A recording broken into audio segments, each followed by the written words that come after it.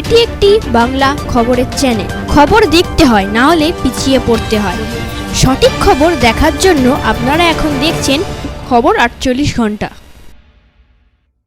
এই মুহূর্তে সবচেয়ে বড় খবর, মুখ্যমন্ত্রী মমতা বন্দ্যোপাধ্যায় সন্ধ্যার সময় তার বাড়িতে পড়ে যান। তার কপালে ও নাকে গুরুতর চোট লাগে। তাকে তৃণমূলের সর্বভারতীয় সাধারণ সম্পাদক অভিষেক বন্দ্যোপাধ্যায় এসএসকেএম হাসপাতালে নিয়ে যান। সেখানকার ডাক্তাররা তাকে প্রথমে উডবান্ড ওয়ার্ডে 12.5 নম্বর কেবিনে রাখেন। সেখান থেকে তাকে পরামর্শ দেন তার সিটি স্ক্যান এমআরআই করতে হবে। তাকে নিয়ে সঙ্গে সঙ্গে ডাক্তাররা ভাঙড় নিউরোলজিস্ট ডিপার্টমেন্টে যায়। তার সিটি স্ক্যান হয় এবং তার এমআরআই হয়। তার 4টি সেলাই পড়েছে, কপালে 3টি ও একটি নাকে।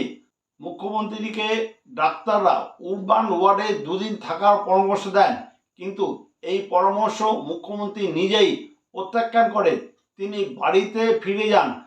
মুখ্যমন্ত্রীকে দেখার জন্য মেডিকেল 7-8 জনের ডাক্তার নিয়ে একটি মেডিকেল টিম হয় এবং ডাক্তাররাও তার বাড়িতে যান। তাকে 7-8 দিন বিশ্রাম নেওয়ার পরামর্শ দেন।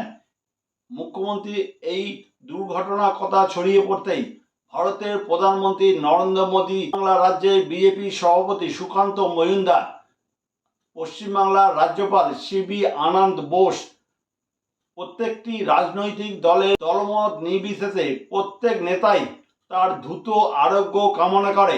তৃণমূলের শীর্ষস্থানীয় নেতারা পিজি হাসপাতালে ছুটে যান। যদিও এখন মুখ্যমন্ত্রীর শরীরের অবস্থা স্থিতিশীল রয়েছে, তাই মুখ্যমন্ত্রী নিজের বাড়িতেই ফিরে গেছেন। মুখ্যমন্ত্রী দ্রুত আরোগ্য কামনা করছে খবর 48 ঘন্টার চ্যানেলের পক্ষ থেকে। এই খবর আপনারা দেখছেন একমাত্র খবর 48 ঘন্টা চ্যানেলে।